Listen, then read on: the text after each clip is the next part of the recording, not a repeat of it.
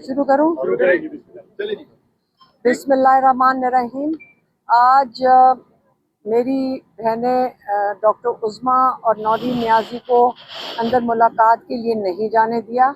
आम तौर पे आपको पता है कि पिछले 3.5 महीने से मुझे तो बिल्कुल इजाज़त नहीं मिली है, लेकिन इमरान खान की वो एक वाहिद मुलाकात होती है।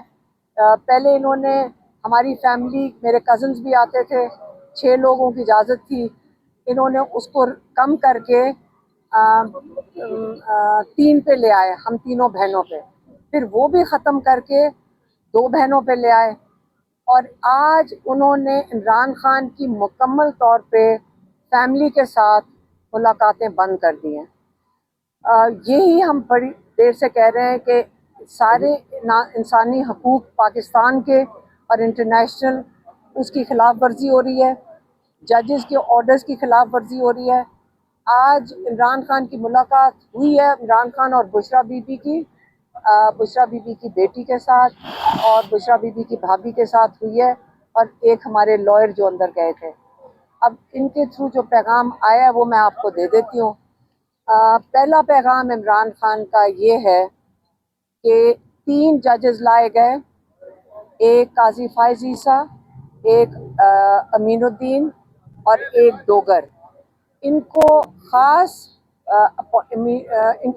अपॉइंटमेंट दी गई है ताकि इमरान खान को क्रश करें। इन्होंने इन जजेस के हाथों सबसे पहले पार्टी ख़त्म की, इनकी पार्टी के सिंबल लिया, इनकी पार्टी को बिल्कुल क्रश करने की कोशिश की। फिर दूसरे जो जज हैं, इन जजेस के हाथों इन्होंने जो सीटें हैं, रिजर्व सीट्स, ये इनसे छीन ली। फिर इन्होंने, यही जजेस हैं जिन्होंने ये कहा था कि जो मिलिट्री कोर्ट्स में ट्रायल्स हो रही हैं ये जायज़ हैं। और फिर जो जज डोगर आए, इनको ख़ास लाया गया, पहले एक्टिंग जज बनाया गया, फिर इनको मुस्तकिल कर दिया गया। उनको इनाम इस चीज़ का मिला है कि उन्होंने कामयाबी से 3.5 महीने इमरान खान का केस नहीं लगाया, जिसमें इमरान खान को अगर 3 मिनट में, हमारे लॉयर्स कहते हैं कि अगर वो केस सुन लें तो 3 मिनट में इमरान खान और बुशरा बीबी को बेल मिल सकती है। तो वो जज जो डोगर हैं, इन्होंने 3 महीने बड़ी कामयाबी से इमरान खान का केस लगने नहीं दिया। हम सारे MNAs MPAs साथ जाते थे, इमरान खान के इलेक्टेड लोग साथ जाते थे सिर्फ तारीख लेने के लिए, और जज डोगर ने बड़े कामयाबी से आंख मचोली खेली है और ये केस नहीं लगने दिया। और अब जब हम तारीख मांगते हैं वो तारीख ही नहीं दे रहे।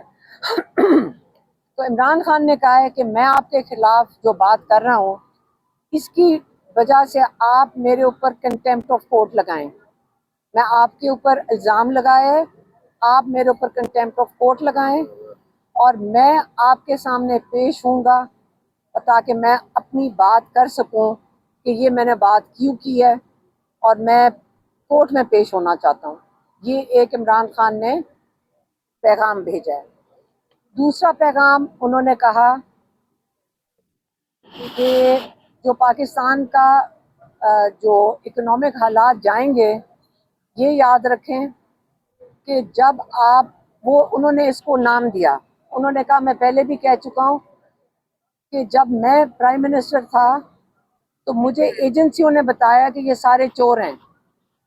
आज वही लोग चोरों को लेकर हमारी एजेंसियां उनको ऊपर बैठा दिया है, पाकिस्तान के ऊपर, और इसको उन्होंने कहा डाकू, क्या था, डाकू डफर अलायंस। उन्होंने इसको नाम दिया डाकू डफर अलायंस, और उन्होंने कहा कि यही किस्म का अलायंस आप देख लें नाइजीरिया में है। नाइजीरिया का उन्होंने कहा ज़रूर इसका वो एग्ज़ाम्पल देना, क्योंकि नाइजीरिया दुनिया का 5वां सबसे बड़ा तेल की प्रोडक्शन करता है और बहुत अमीर मुल्क होना चाहिए, लेकिन वहाँ पे गुर्बत अरूज पे है। तो इसका ये मतलब नहीं है कि अगर आपके पास वसाइल हो तो आप तरक्की कर जाते हैं। उसके लिए आपको ज़रूरत है एक ईमानदार या एक जो आपकी जो रूलिंग एलीट है, वो जब आपके सारे वसाइल चोरी कर लेगी तो एक मुल्क जितने मर्जी वसाइल एक मुल्क पैदा कर ले, आप गुर्बत की लकीर से ऊपर नहीं ला सकते अपने लोगों को। तो ये उन्होंने दूसरा पॉइंट बताया कि इस वक्त जो ये अलायंस बना हुआ है, ये पाकिस्तान की मईशत को तबाह कर रहा है और करता जाएगा। अब लोगों के ऊपर है कि आप अपनी इस निज़ाम के लिए आपको कबूल है, क्योंकि आप गुर्बत की लकीर के मज़ीद नीचे चलते जा रहे हैं। आपकी इकॉनमी मज़ीद, आपकी जो आपका 100 रुपया था पहले, आप 75 रुपए पे आ गया, क्योंकि आपका तो पेट्रोल भी महंगा करते जा रहे हैं और आपके ऊपर टैक्सेस भी लगा रहे हैं। अब लोगों के ऊपर है कि आपको जो तहरीक का इमरान ने ऐलान किया है वो रूल ऑफ लॉ के लिए है, क्योंकि रूल ऑफ लॉ पाकिस्तान में इस वक्त आप जो देख रहे हैं कि सज़ाएं मिल रही हैं लोगों को कि झूठी गवाहियों की, जब जब हमारे लॉयर्स ने जाकर कोर्ट लखपत में दिखा दिया है कि झूठी गवाहियाँ, जो 2 गवाह थे जिसके ऊपर सारा केस बना हुआ है वो झूठे थे, वो प्रूव हो गया है। उसके बावजूद आज देखने को है, क्योंकि उन्होंने जजमेंट रिजर्व कर लिया है, और आज देखते हैं कि ये जज जो लाहौर वाला है ये किस किस्म की सज़ा देता है, या उनकी झूठी गवाह जिन्होंने दी है उनको 12-12 साल की सज़ा दे, क्योंकि कानून कहता है कि अगर आप झूठी गवाही देंगे उसकी सज़ा 12 साल है। या उनको सज़ा देनी चाहिए इसको जिन्होंने झूठी गवाहियाँ दी हैं, या इन झूठी गवाहियों के ऊपर ये बेगुनाह लोगों को सज़ाएं देते हैं। ये आपके सामने आ जाएगा। अगर ये इस किस्म का पाकिस्तान का रूल ऑफ लॉ है, तो अगर सारे, जैसे इमरान खान ने पहले कहा, दरवाजे बंद हो गए, तो इस वक्त इसलिए इमरान खान ने कहा था हमारे पास और कोई चारा नहीं, हमें तहरीक चलानी पड़ेगी रूल ऑफ लॉ के लिए, अपनी डेमोक्रेसी जमहूरियत के लिए, कानून और आइन की बालादस्ती के लिए। और मईशत तो सबको लेकर इस वक्त सब पे असरअंदाज हो रही है। तो अब तहरीक के ऊपर उन्होंने पार्टी के लिए हिदायत भेजी है कि सारे यकजा होकर सारा फोकस तहरीक के ऊपर करें। उन्होंने ये अपनी हदायत भेज दी है, जो सलमान अकरम राजा साहब को इमरान खान की दे दी गई है, कि सारे मुत्तहिद होकर सारा अपना फोकस तहरीक के ऊपर ले आए। और तहरीक इसलिए है क्योंकि इंसाफ के दरवाजे सारे बंद हो गए। यही इमरान खान का पैगाम था। इतना ही आज हमें मिला है। मेरी बहनें अंदर जा नहीं सकी हैं, तो इसलिए हमारी फैमिली को बिल्कुल बंद कर दिया गया है। अच्छा, ये बताइएगा, खान साहब ने अंदर से जो लोगों को, आज 32 लोगों को सजा हुई है 9 मई में, उसके ऊपर उन्होंने को पैगाम दिया अंदर से। तो दूसरा ये बताइएगा कि खान साहब के बच्चे कब पाकिस्तान आ रहे हैं, और आप जो 5 अगस्त को एहतजाज करने जा रहे हैं उसकी कोई जगह बताइए कि किस जगह पर एहतजाज होगा, या पूरे पाकिस्तान में मुख्तलिफ? पता नहीं, वो पार्टी बताएगी कि तहरीक तो पार्टी ने चलानी है। और इंशाल्लाह बच्चे बिल्कुल इमरान खान के बेटे सलमान और कासिम पाकिस्तान आ रहे हैं। इंशाल्लाह वो आएंगे। वो अपने वालिद से मिलना चाहते हैं, उनके पास नाइक ऑफ है, उनको वीज़े की ज़रूरत नहीं है, और जो उनको धमकियाँ दी गई हैं उनसे कोई नहीं घबरा रहा। मैडम, आज आप तीनों बहनों की मुलाकात नहीं कराएगी। कहा यह जा रहा है कि सेनेट इलेक्शन के बायस जो आज आपकी मुलाकात नहीं कराई जा रही। तो सेनेट इलेक्शन तो अली अमीन साहब की सरपरस्ती में हुआ है केपी में, तो क्या अली अमीन ही वजह है आपकी मुलाकात नाम कराने में? मुझे नहीं, हमें नहीं पता क्या वजह है, किस वजह से नहीं कराई गई। सिर्फ हमें ये पता है कि फैमिली को आहिस्ता आहिस्ता इमरान खान को मुकम्मल तौर पे मुकम्मल आइसोलेशन में कर दिया गया है। मुकम्मल। इस वक्त इमरान खान के ऊपर जो जो जो ये जो झूठ बोलता है, ये क्या नाम है, ये जो अंजुम सुपरिटेंडेंट, ये झूठा इंसान है। इसने झूठी जाके वो इतना बड़ा पर्चा निकाला है। आप कभी 2 साल में आपने सुना है कि इमरान खान ने कोई शिकायत की हो नाजायज़ किस्म की? आप जेलों में, कई यहाँ से सहाफ़ी हैं जो जेलों में जाकर इमरान खान से उनसे डायरेक्ट स्टेटमेंट सुन चुके हैं। बल्कि इमरान का कोई बदतमीजी करता था पुलिस वाला, और अगर हम कुछ कहते तो कहते इन बेचारों को कुछ मत कहो, ये तक कहते हैं, और आप लोगों को भी पता है। तो इमरान खान जब कभी किसी के ऊपर ना झूठा इल्ज़ाम लगाते हैं, लेकिन वो उन्होंने नाम लेके पिछली दफ़ा कहा था कि ये सुपरिटेंडेंट अंजुम और जो अंदर कर्नल बैठा है, इन्होंने मिलकर जो मेरे साथ जुल्म कर रहे हैं, किताबें अभी तक नहीं उनको दी गई। एक सेल में आप 22 घंटे बंद हो और आपको किताबें ना दी जाएं, तो ये जुल्म, इससे ज़्यादा और क्या जुल्म हो सकता है। अच्छा, दूसरा ये बताइएगा कि आपने कहा कि उनको आइसोलेट कर दिया गया है, प्रेस रिलीज जारी की गई अडयाला जेल की तरफ से, उन्होंने कहा कि तमाम सहूलियात जो है वो खान साहब को दी गई हैं, इसमें कितनी सदाकत है? अभी जो उनसे मुलाकात आप करके आई हैं। झूठ बोल रहा है। एक दफ़ा एक वहाँ कोई डॉक्टर अंदर गया था, उसने कहा था, उसने बाहर आके किसी को बताया, जहाँ जिसने हमें ये बात बताई कि वहाँ पे इतना हब्स होता है उस कमरे में कि आप 10 मिनट नहीं खड़े हो सकते। इमरान खान के कमरे में इतना हब्स होता है। ये वहाँ पे किसी ने आके बाहर बताया कि वो कैसे बर्दाश्त करता है जितना हब्स उस कमरे में है।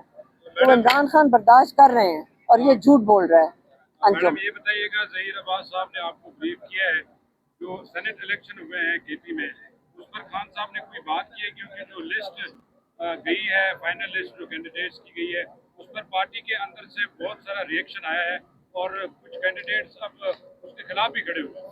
देखें, मैं एक चीज़ आपको बताती हूँ। इमरान खान आइसोलेशन में 1 महीने से, तो आप इमरान खान से कैसे उम्मीद रखते हैं कि उनको पता हो कि बाहर क्या हो रहा है? आप फिर समझ लें, जब मैं आइसोलेशन कहती हूँ, उसका मतलब कोई इंसान उनके साथ बातचीत नहीं कर सकता है, बिल्कुल बंद, अखबार बंद, टीवी बंद। जब इमरान खान के पास कोई इंफॉर्मेशन है ही नहीं, तो 1 महीने में जब कोई इंफॉर्मेशन जाएगी नहीं, तो आप एक बाहर बैठे हुए, आप, मैंने किसी को कहा आप 2 दिन के लिए ज़रा कमरे में बंद करके बाहर निकल के, आपको समझ ही नहीं आएगी बाहर क्या हो रहा है। तो इसलिए इमरान खान, मेरे ख्याल में पार्टी खुद मुतहद रहे और तहरीक के ऊपर फोकस करे, जो इमरान खान का पैगाम है। बैरिस्टर साहब मिले खान साहब से, उनको जो लिस्ट फराहम की गई है उस पर खान देखिए, साहब ने हम इस पे, देखें, मुझे किसी ने कहा जी आप इस पे कमेंट क्यों नहीं कर रहे। मैंने कहा मेरे भाई ने बड़ी समझदारी से मेरी बहनों को कुछ नहीं कहा पिछली मुलाकात में, क्योंकि वो अपनी फैमिली को प्रोटेक्ट कर रहे होंगे कि तुम्हारे मुंह से कोई ना बात निकले। उन्होंने एक किस्म का मना कर दिया। उनको ये समझ आ रही थी कि हर दफ़ा होगा, आपको पता है इलेक्शन होते हैं, तो जज्बात तो लोगों के होंगे, तो इसलिए उन्होंने कहा कि इस पे कोई कमेंट नहीं करेंगे। इसका मतलब ये है कि वो जो लिस्ट है उन्होंने डिस्कस, हमारे साथ डिस्कस नहीं किया। मेरी बहन कह रही है, मेरी बहन कह रही है हमारे से उन्होंने हमारे डिस्कस, पिछली दफा हमारे से कोई डिस्कस नहीं किया इसके। मैं कहा जी बैरिस्टर सैफ को हमने बता दिया, वो प्रेस कॉन्फ्रेंस करेंगे। राजा साहब, सलमान साहब, आप सेक्रेटरी जनरल है पार्टी के, ज़हीर अब्बास साहब ने आपको मेरी अलहदा कोई बात नहीं हुई उनसे। ये जो लोग आपके आज उनको सजा दी गई है, क्या पार्टी इस पे क्या मौक़िफ़ देगी, जरा उसके बारे में बताइए। देखिए जी, जो गवाही थी, जो शहादत थी, वो पूरी कौम के सामने है।